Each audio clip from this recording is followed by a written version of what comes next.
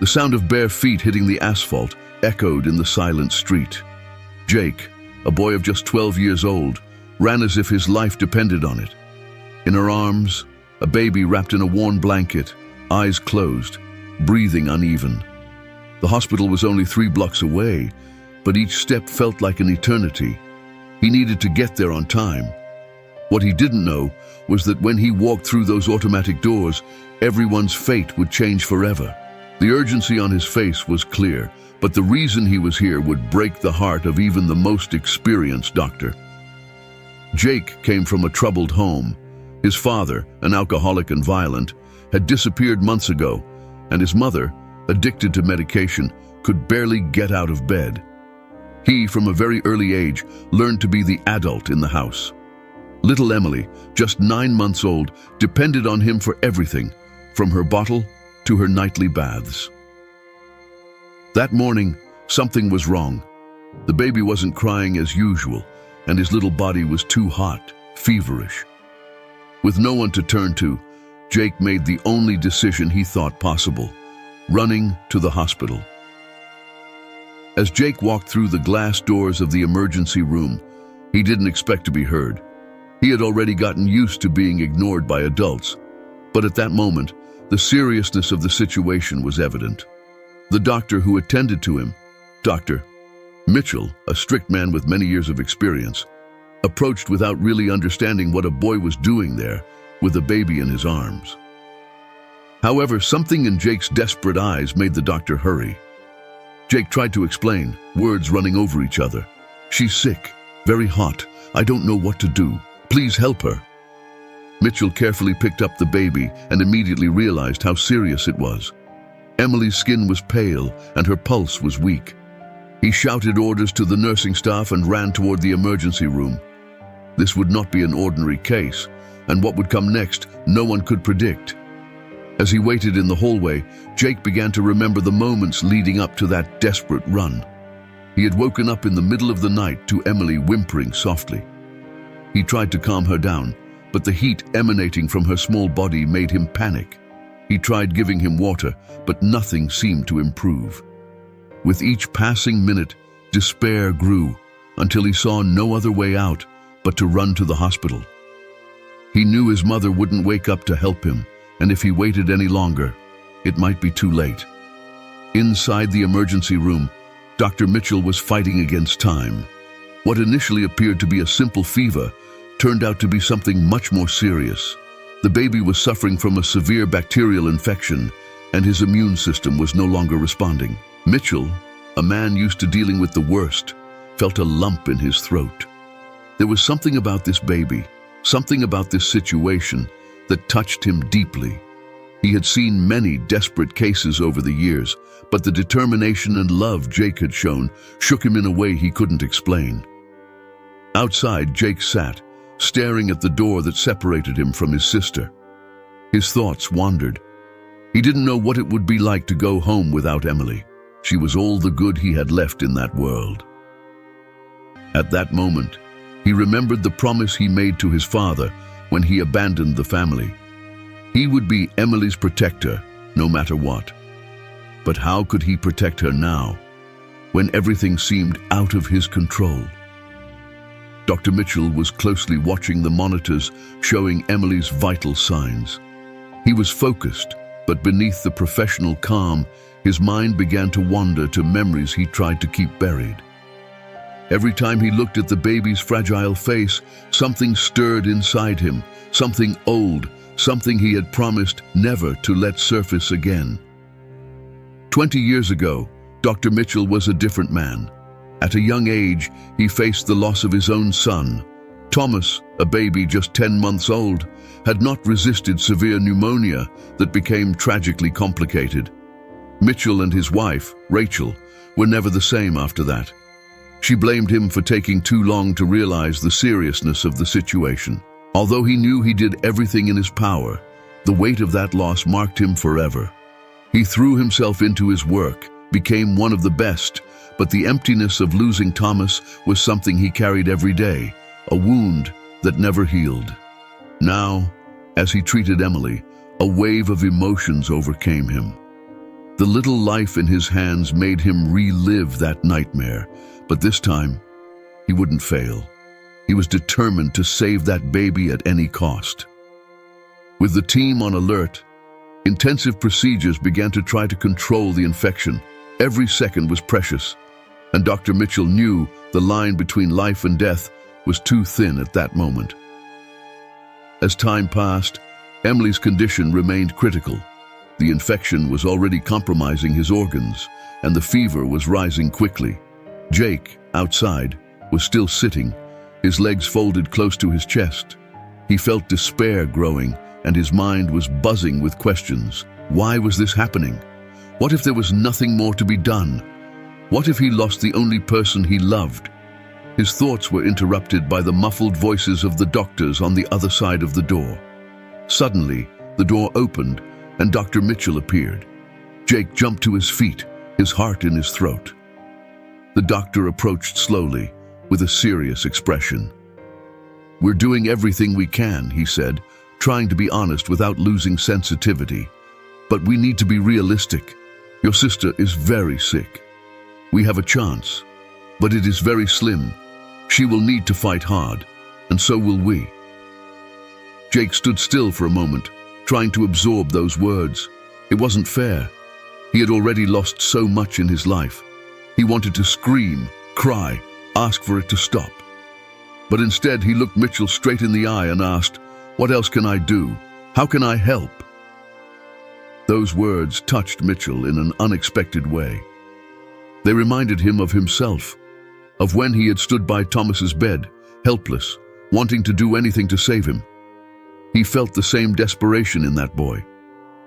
"You've already done a lot, Jake," the doctor replied softly. "Now we need to trust the doctors and the machines." But Jake didn't accept that as a final answer. He knew there was something more. He knew the system would fail Emily, just as it had failed his family so many other times. He remembered a story his mother had told him, a legend of an ancient cure passed down from generation to generation, something his father had mentioned briefly before disappearing. "There has to be another way," Jake muttered to himself. Dr. Mitchell watched the boy, noticing the look of determination on his face. It was the same determination he felt when he decided to become a doctor after the loss of his son, and for a moment, he realized that, like Jake, he was also looking for a second chance. They weren't so different after all. Both were trying to fix something that life had cruelly taken from them. Meanwhile, Emily, fragile and fighting the infection, had her chances diminishing by the second. The machines made intermittent sounds, and the nurses exchanged worried looks. The time for a difficult decision was approaching, and Jake knew that he, in some way, would be a fundamental part of that moment. Jake couldn't sit still. The hospital, with its white walls and cold lights, seemed to suffocate him with every passing minute. He looked at the clock on the wall, feeling time slipping through his fingers. He knew his sister was fighting for her life, but he also knew the hospital system could fail, just as it had failed his mother so many times. There was something more, he was sure of it. An old memory began to resurface, something his father had once mentioned in his drunken state. An unusual solution, an ancestral cure. Jake knew he didn't have many options. "I couldn't just wait." He walked quietly out the side door of the hospital, determined to find what he needed. His feet took him to the oldest part of the city, where folklore and ancient beliefs still had a place in conversations among the elderly. He wasn't sure what he was looking for, but he vaguely remembered stories his mother told him when he was younger, about a woman, a healer, who lived on the edge of town. She would have saved countless lives with methods that modern science could not explain. As he walked down the dark streets, streetlights flickering overhead, Jake wondered if he was going crazy. What did he really believe he found there? A miracle? But the only thing he knew for sure was that he needed to try. He couldn't just let Emily die without doing everything in his power. He finally arrived at the door of an old, worn-out house, almost falling apart. His heart was beating fast as he raised his hand to knock. Before he could touch the door, It slowly opened, revealing an elderly woman with piercing eyes who seemed to already know of his arrival. "I know why you're here," she said, her voice hoarse but firm. "But you must be prepared to pay the price." Jake hesitated. What did she mean by price? He was willing to give anything for Emily, but uncertainty filled him. The woman ushered him in, and as he sat down, she began to talk about forces beyond understanding, ancient traditions that blended faith, healing, and sacrifice. What she was about to offer was not a simple cure, but an exchange. A piece of Jake's life would be offered to save his sister. He needed to decide how far he was willing to go. Back at the hospital, Dr. Mitchell was walking up and down the hallway. He was fighting his own demons. Every time he looked at Emily, he saw the face of Thomas, his son, and with each irregular beat of the monitors, he was reminded of the helplessness he felt when he lost the life most precious to him. The rational side of Mitchell knew they were doing everything they could, but there was another side, the human, emotional side, that was beginning to question whether they were truly exhausting all their options. He began to think about the stories he had heard during his career, the ones doctors call miracles, when they have no other explanation.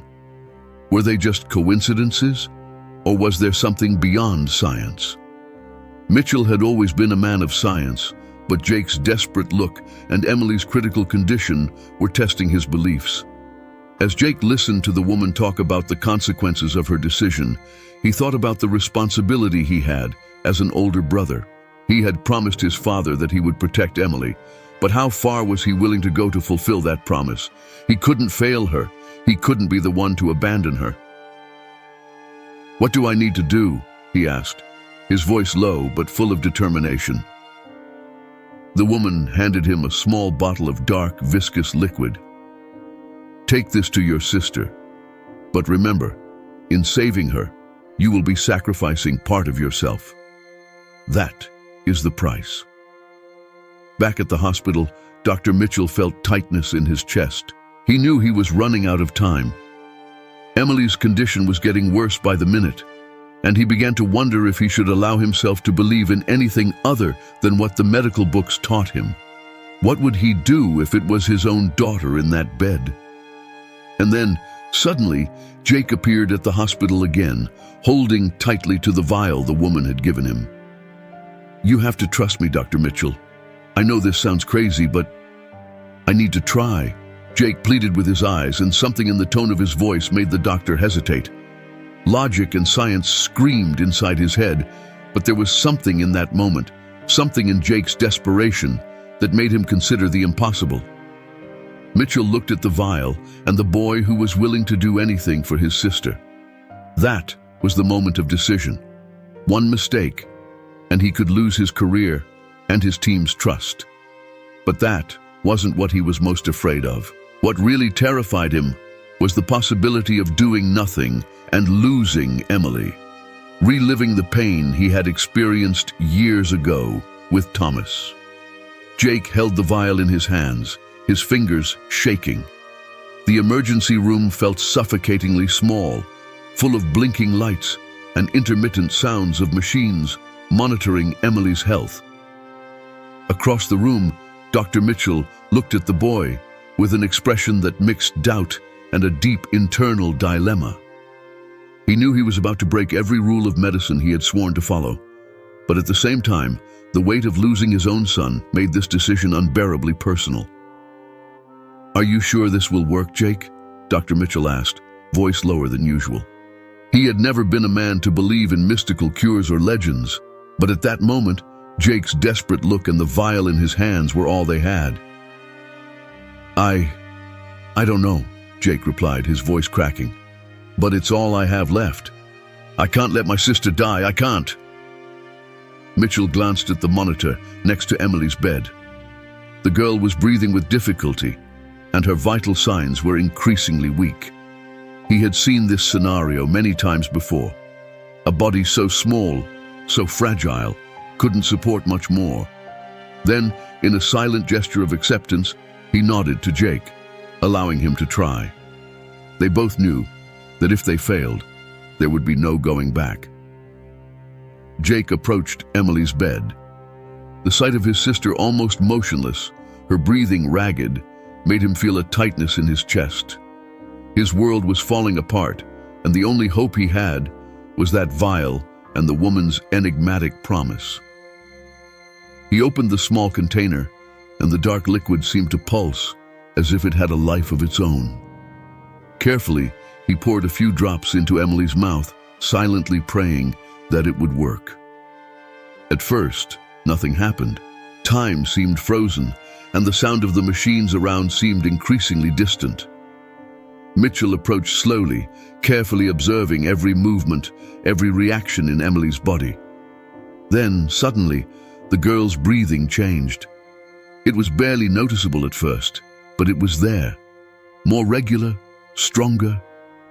Dr. Mitchell's eyes widened. Would it be possible? Emily began to lightly move her fingers, and a sigh of relief escaped Jake's lips. It was a miracle. "She's reacting," Mitchell whispered, incredulity lacing his voice. The impossible was happening before their eyes. But the joy was quickly cut short when Mitchell noticed something strange. Jake's monitor started beeping. He looked at the boy and saw that Jake was sweating, his skin turning pale. "Jake? Jake, what's going on?" Jake fell to his knees next to the bed. His vision became blurred, and he felt a wave of weakness run through his body. He knew it wasn't just tiredness. It was the price the woman had mentioned.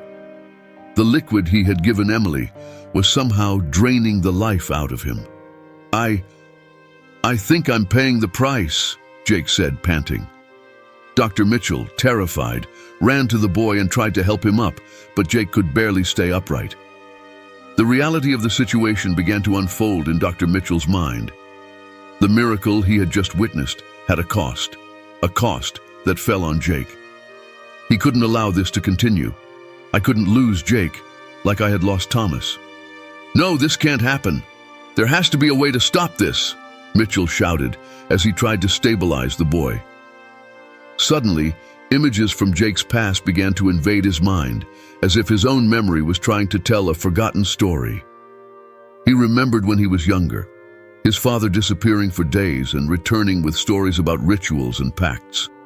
His father had done something similar once, but that was when his mother started to get sick. Jake didn't understand it at the time, but now it all made sense.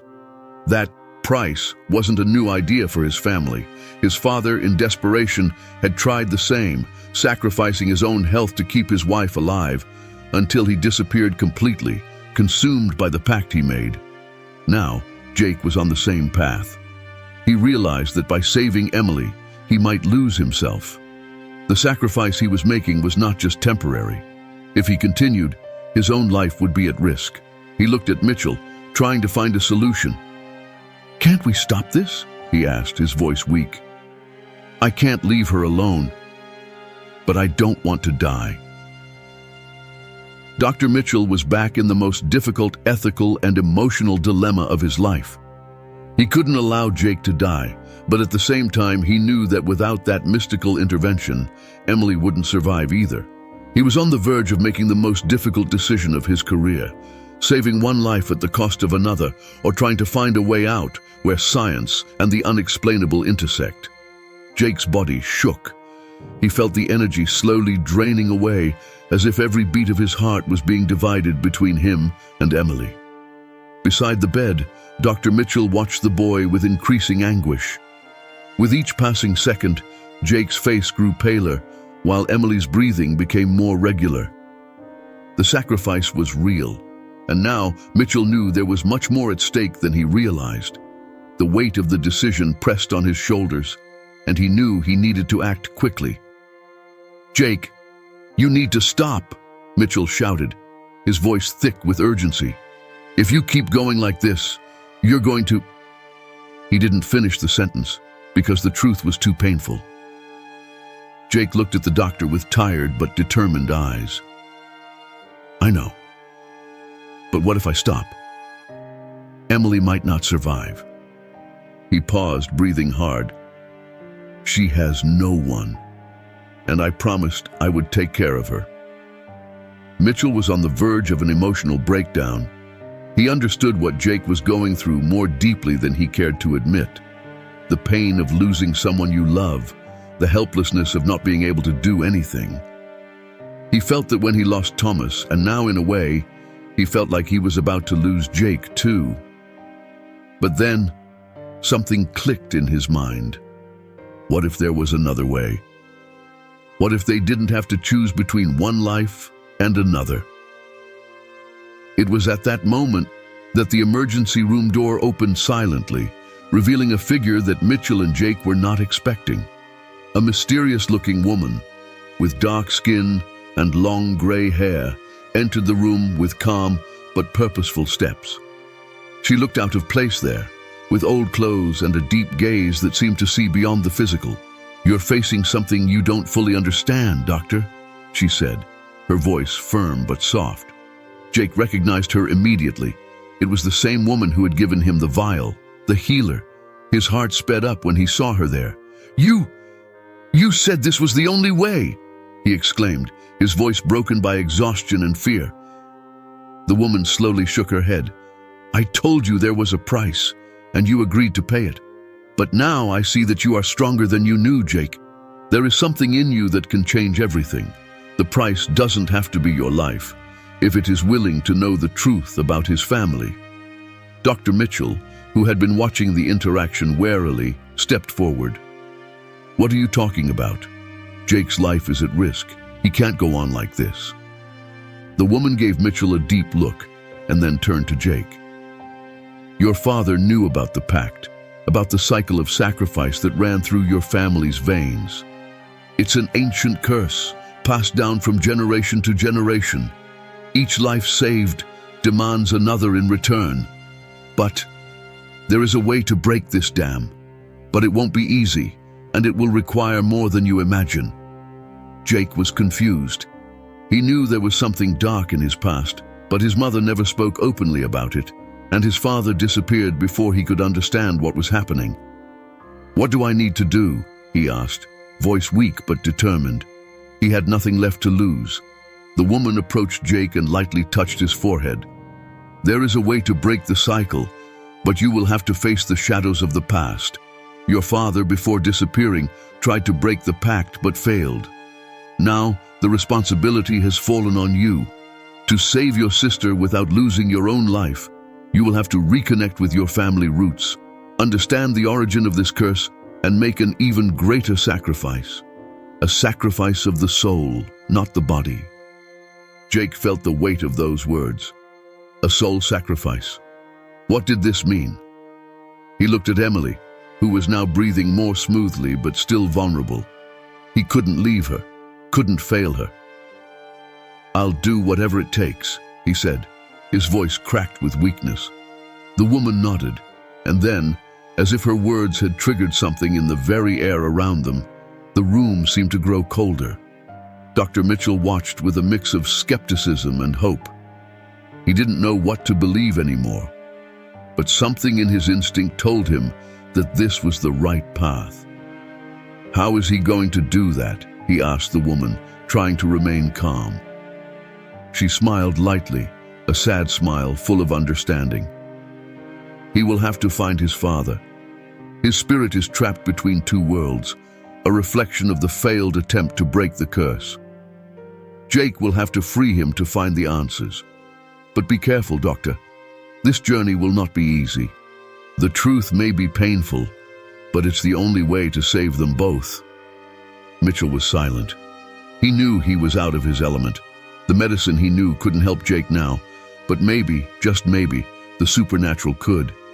Jake, with one last bit of strength, looked at the woman and said, "Take me to him. I'll do whatever it takes." Jake could barely stand. His vision was blurry, and the weight of physical and emotional exhaustion pressed down on him like a heavy blanket. But he knew he wasn't finished yet. The healer approached him, her gaze steady, but with a strange compassion. "Now is the time, Jake. You will cross to the other side, where you will find the answers you seek. But remember, the path between the worlds is dangerous. Your father was unable to complete the journey. You will need to be stronger." Dr. Mitchell watched the scene with growing uneasiness. He had spent his life believing in science, in the tangible, in what could be explained with logic and data. But now, he was in unfamiliar territory. He knew he had to rely on something beyond his medical knowledge. "I'll be here, Jake," he said, trying to convey confidence. "I'll do everything I can to keep you and Emily alive while you do this." Jake nodded, feeling a wave of fear and courage mix in his chest. He knew he needed to save his sister, no matter the cost. The healer stepped forward and, in a soft but powerful voice, began to murmur ancient words, in a language that Jake didn't understand, but that seemed to vibrate in his soul. The surrounding environment began to change. The light in the hospital became dimmer, and the sound of the machines became distant, like a distant echo. Jake felt his body being pulled away, as if he were sinking into an invisible ocean. When he opened his eyes again, he was in a different place. The landscape around him was hazy, as if time and space were distorted. It was a world between worlds, a place where the living and the dead met. In front of him, a narrow, winding path wound through a dark forest. He knew this was where he needed to go. With a heavy heart, Jake began to walk. As he progressed, memories of his childhood began to haunt him. Images of his mother, always weak and distant, and his father, who sometimes appeared and disappeared in the darkness. He remembered the nights he heard his father murmur about broken pacts and promises, about a debt that would never be repaid.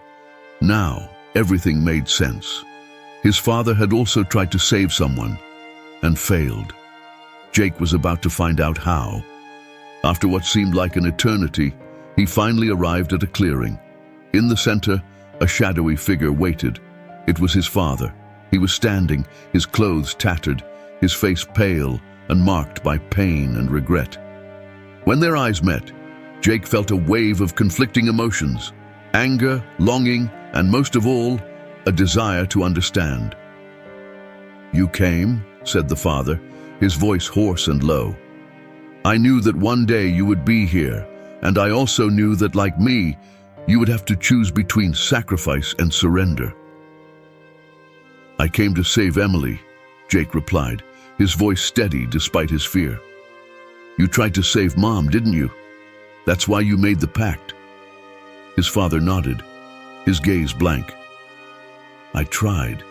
When your mother got sick, I did the only thing I knew could work, but I wasn't strong enough to pay the price. The curse isn't just about physical sacrifice. It consumes your soul, your essence.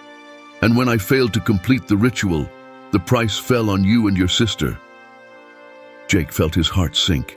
He was trapped in a cycle that had started long before he was born. Now what? How can I break this? I'm not going to let Emily pay for something she doesn't even understand. His father stepped forward, extending his hand to Jake. "There is a way. You must choose. Either you break the cycle by giving up your own soul once and for all, or you will find another way, a greater sacrifice, one that involves not only you, but the truth that your family has tried to hide for generations." Jake hesitated. What his father was asking for was more than he ever imagined. But then he thought of Emily. She was still so small, innocent. He knew he would do anything for her, but the idea of giving up his soul forever terrified him. "What is this other way?" he asked, feeling the weight of each word. Before his father could respond, the healer's figure appeared at his side. She looked at Jake with a disturbing intensity. "To break the cycle, you will need to go beyond personal sacrifice. The curse was placed on your family by an old debt, a betrayal. You will need to discover the truth behind this betrayal and correct it. Only then can you free your sister and yourself." Jake was silent, trying to process the information. He would have to delve even deeper into his family's past, uncover secrets that could be even more painful. But he was determined. "I'll do it," he said with conviction. Meanwhile, at the hospital, Dr. Mitchell observed Jake's motionless body. his features beginning to show signs of stress. Emily, although stable, was not out of danger yet. Mitchell was fighting his own rational instincts, trying to accept what was happening before his eyes. "Hang in there, Jake," he whispered, as he adjusted the equipment to keep them both alive. I knew Jake's battle was not just physical, but spiritual. The forest around Jake seemed to breathe, as if nature itself was watching his every move. The path before him seemed endless, but he knew he needed to move forward.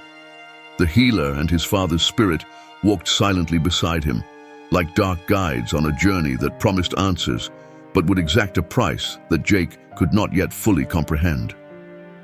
Each step took him closer to the heart of the truth, a truth his family had tried to hide for generations. They arrived at an old cabin hidden among the trees. The air there was thick, almost suffocating, and Jake felt a chill run down his spine. "This is where it all began," the healer said, her voice barely above a whisper. "This is where the betrayal happened." Jake hesitated at the entrance to the cabin. The door, rusty and broken, seemed to invite him to a past he had never wanted to know. He knew that what he found inside could change everything, not just his life, but the very essence of who he was. Taking a deep breath, he entered. Inside, the cabin seemed frozen in time. The walls were covered in ancient symbols, written in a language Jake couldn't read. In the center of the floor, a circle drawn with a whitish powder glowed faintly. It was a scene of ritual, a pact sealed there decades ago that had condemned his family to a cycle of sacrifice. Jake crouched near the circle, feeling the weight of the story around him. "What happened here?" he asked, his voice low and shaky. His father's spirit stepped forward, his eyes filled with sadness. "This is where it all began, long before you or me. Your great-great-grandmother, Margaret, was the first to make the pact. She was desperate, as we all were once.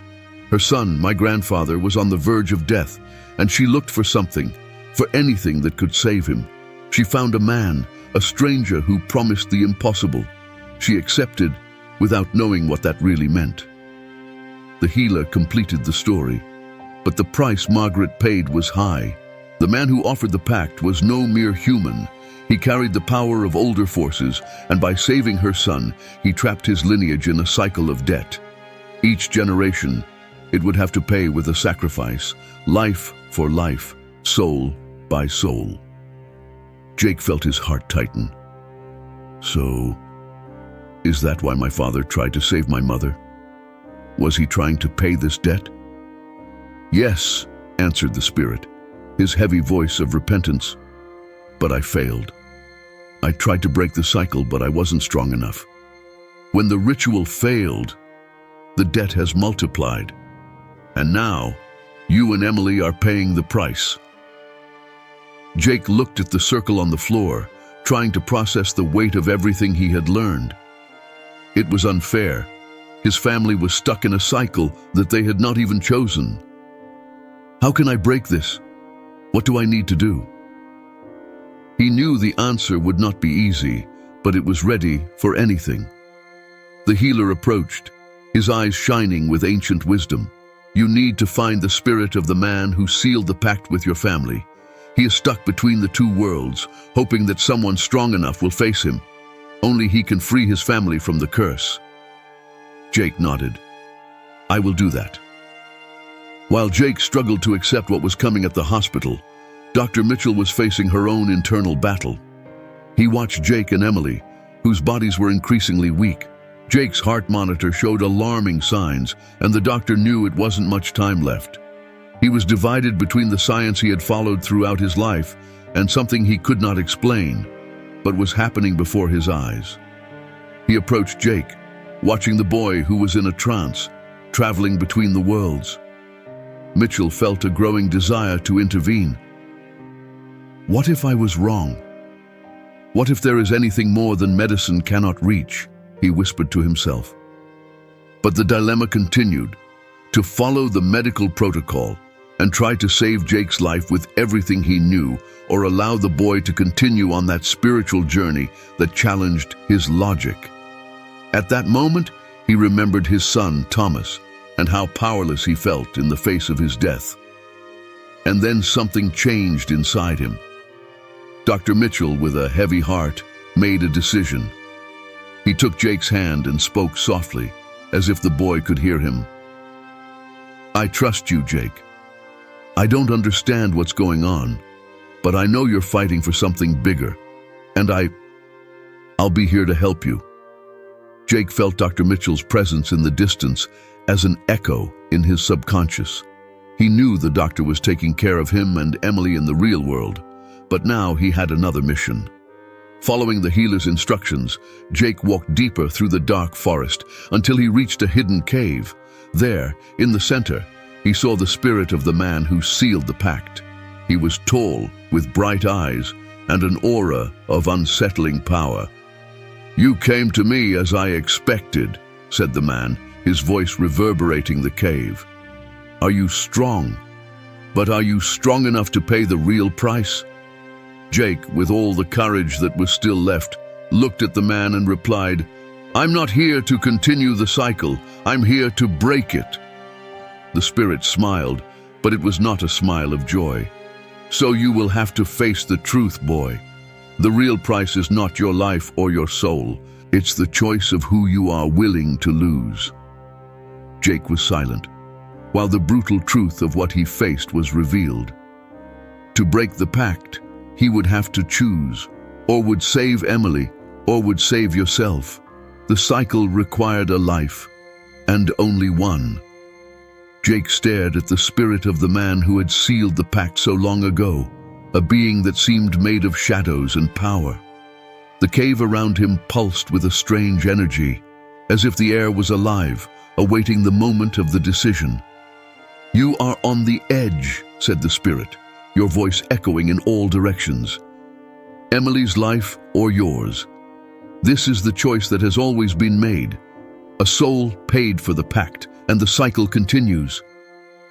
Jake felt the overwhelming weight of this truth.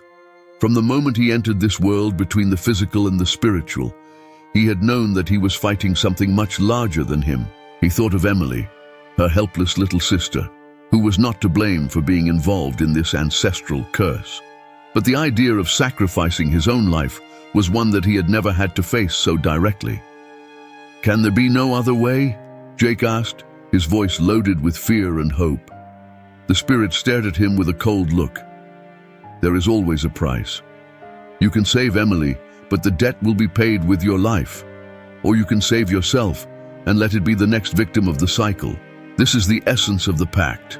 One life for another." Jake lowered his head, feeling the weight of what he needed to do. He already knew his answer before he even thought. He looked at the cave floor, where a crack seemed to open, like a reflection of his divided soul. He remembered his father, his mother, and every time he had been powerless, unable to change their lives. There was no choice. He knew what he had to do. "I choose Emily," he said, a firm voice, despite the tears that struggled to fall. The spirit tilted his head with an air of icy approval. "Very well, your choice was made. The cycle is complete." Suddenly, Jake felt a wave of weakness so intense that she could barely stand up. His vision was blurred, and he knew that his life was starting to fade. He fell, as if the weight of the decision were too much for his body to hold on. But as his knees touched the cave floor, something unexpected happened. The healer, who had remained silent all the time, stepped forward, extending his hand between Jake and the spirit. "Stop," she said, her firm and authoritarian voice. "There is another way. You always knew that." The spirit stared at her, surprised. "You're talking about something impossible. The cycle needs a life." "Yes," answered the healer, "but it doesn't have to be the life of an innocent." She looked at Jake, who struggled to keep conscious. "The true curse was released because your family betrayed this spirit, but it was he who manipulated the pact for his own revenge. There is a gap, Jake. Your father tried to break it without understanding this truth, but you can correct the error. True price to be paid is the one who started the cycle. Jake, panting, looked at the healer, confused.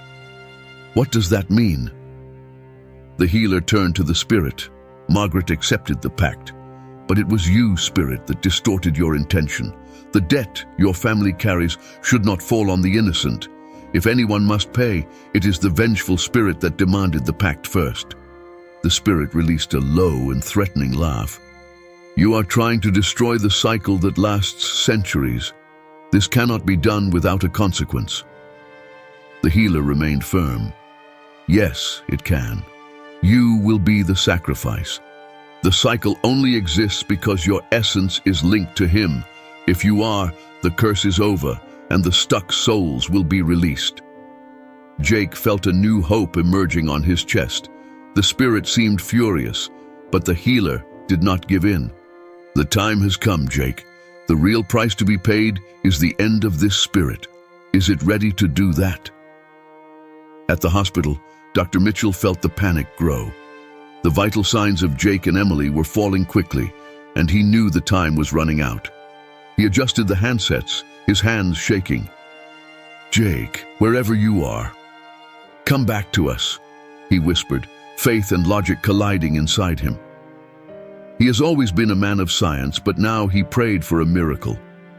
The monitors blinked and whistled, but he refused to give up. Their life was at stake, and Mitchell felt the urgency pulse in his veins. He put his hands on Jake's chest as if he could somehow bring him back with his own willpower. I won't lose you too, boy, he said, the voice full of emotion. Back in the cave, Jake got up with the help of the healer. The now furious and threatening spirit began to dispose of, as if the truth was eroding its existence. Jake, with all the remaining effort, reached for the circle on the floor and spoke the words the healer had taught. The circle shone intensely, and the spirit released a scream that made the cave walls shake. With one last sigh, the spirit disappeared, as smoke being swept by the wind. The air in the cave got lighter, and Jake learned that the cycle had been broken. The curse that plagued your family finally gotten out. Suddenly, Jake opened his eyes at the hospital. The cold white light of the room blinded him for a moment, and he felt the touch of Dr. Mitchell's hand on his arm. Jake, you came back, Mitchell exclaimed, relieved. Jake looked around and saw Emily, sleeping peacefully beside her. She was alive. They were alive. The curse was broken, and the vengeful spirit that perpetuated the cycle was destroyed.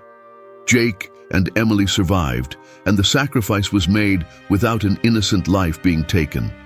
However, Jake knew he would forever carry the marks of this journey, but now with the peace of releasing his family from a cruel destination.